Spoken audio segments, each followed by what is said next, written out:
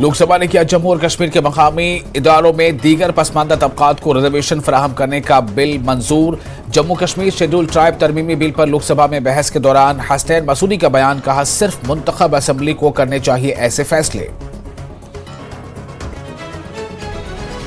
NDA के दोबारा इख्तिदार में आने का कोई इम्कान नहीं। जम्मू कश्मीर कांग्रेस के सदर वकार रसूलवानी का बयान, कहा एनडीए अलायंस मिलकर लड़ेगा जम्मू कश्मीर में इलेक्शन, तमाम सीटों पर अलायंस की जीत का किया दावा।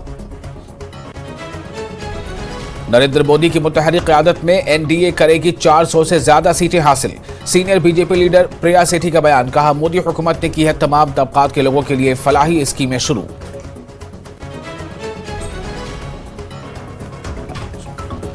पुंछ के सलोतरी की एक खातून सरहद अबूर करके फरार, अहले खाना ने पुलिस में दर्ज कराई गुमशुदगी की रिपोर्ट। हुकूमत हिंद और पाकिस्तान से खातून को वापस लाने की अपील।